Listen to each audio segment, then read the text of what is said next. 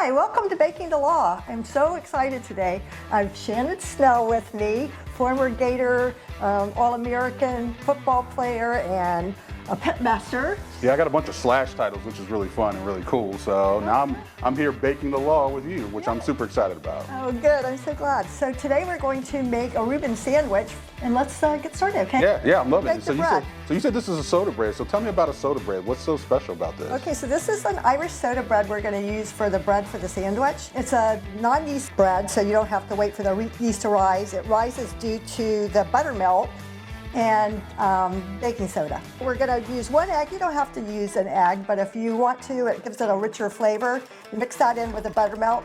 I love buttermilk because I use it a lot in cornbread, right? And in my barbecue world that I do, I love cornbread. I love using a buttermilk because it's nice and salty and it gives a nice smooth texture, if you will. I'm going to learn a little bit about your world. That'll be exciting. Okay, so we've done that. We're going to set this aside, and now let's do the dry ingredients. Awesome. So we'll add in the all-purpose flour, and sugar, and some salt, and the baking soda. Baking's very specific, so check the description box and make sure that you know the amounts to put into this bread here. So then we'll just whisk that together. So the next thing though is we have we have butter. Okay. And we're gonna mix that in. I'm gonna use what my mommy used to use, which is her fingers. You just break it up into little pieces. So can you use melted butter or should you use cold butter? Cold, the colder the better. Okay. If it was melted in there, then it would be more heavy. It would be a heavier thing. So you sprinkle flour on the surface, obviously, because I'm guessing you don't want this dough to stick to. And it's a very sticky dough. Okay. And you want cold buttermilk and cold butter so that it's less sticky with the cold buttermilk too. You put that in, and then we'll kind of fold it into the flour. You stir it until it's too hard to stir anymore. Gotcha. Dump it out onto the surface. And then we'll just give it a little bit of kneading, and if it's too sticky, we can add a little more flour back to it.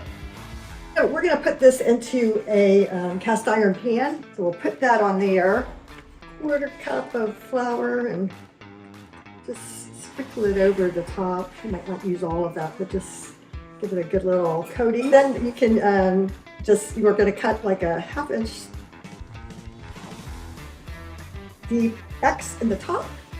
And then we're going to put it in a 400-degree oven. Can you put it in the oven? Absolutely, yeah. Listen, I get to do something here, so I tell you what, you go ahead and you clean up everything here. I'll get my brisket ready. We're going to take this on over to the oven. I'll see you guys over here in just a second. All right, so here I am at the oven set to 410 degrees.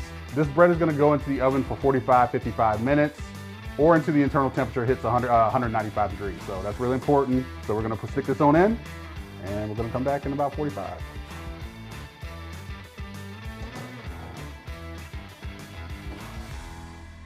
Cherie, thank you for letting me put your bread into the oven.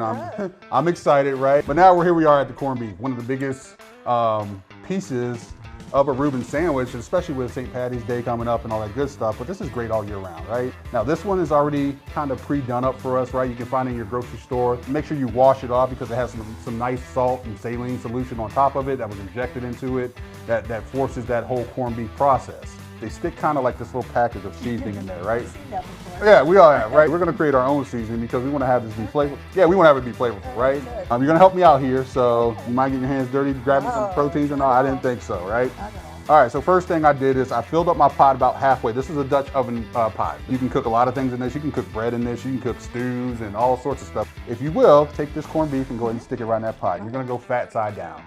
So this is the fat side. That is the fat side, right? There's a kind of a silver skin right on top. You're gonna just stick that right down in there, okay? Got it. Now, to that pot, we have to add our seasoning. We're gonna dump in some bay leaf here. Okay. And here I got 3 cloves of garlic crushed, and I got 1/2 a sweet onion, so that's gonna go in there. Throw that one in there as well. We're gonna grab our mustard seed.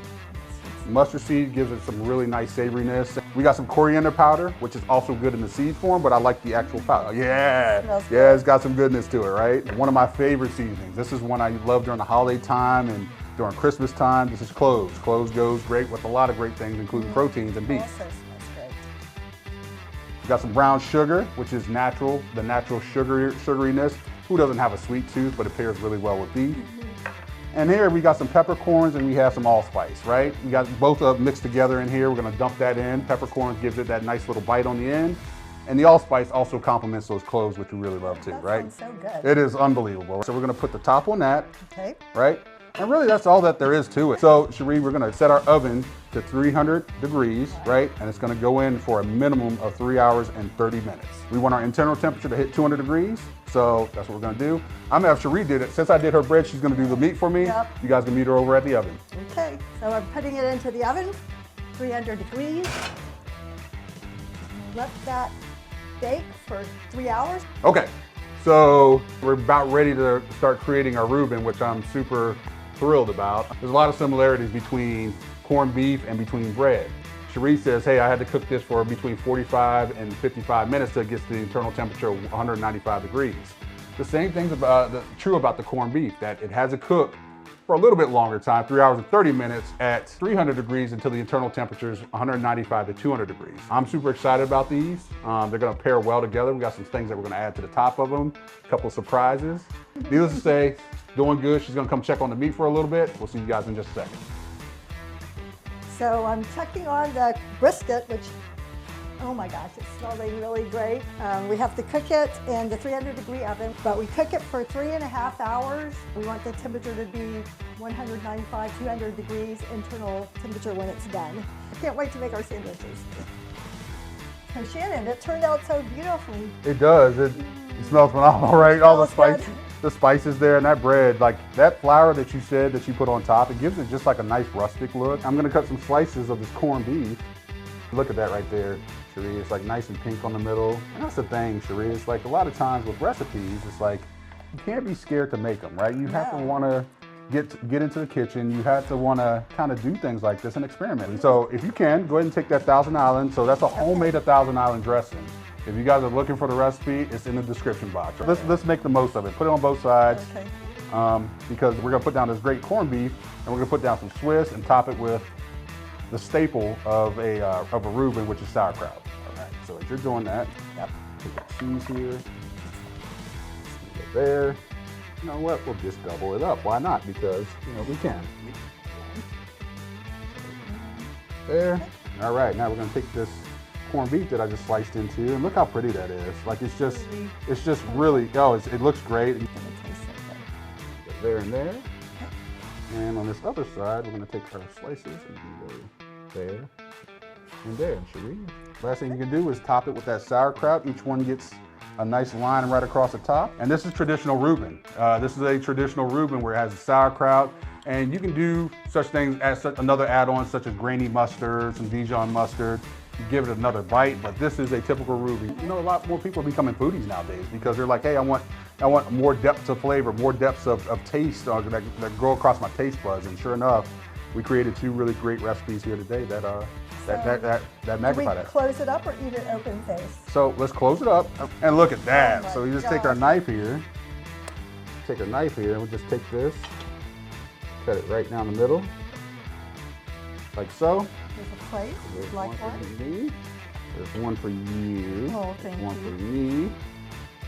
All right, we gotta taste it, Oh, right? me too. So let's take a little bit of bite here. I can't Cheers. wait. Cheers. How good is that? That bread is phenomenal. The meat is so good. It's so tender too. This is the best part about this job here is that it's called quality assurance, right? Quality assurance is making sure that we go back and that it tastes phenomenal. Cherie, thank you for having me at your beautiful house. Oh, thank you for coming and cooking with me, Shannon. Yeah. I really wanted to do this. Yeah, me too. This has been fun for me, and now I got me a bread recipe that, by the way, I'm making tonight. Thank you for having me here. Thank you. I appreciate you. Thank you so much. See you next time on Baking the Law. Thanks for joining us.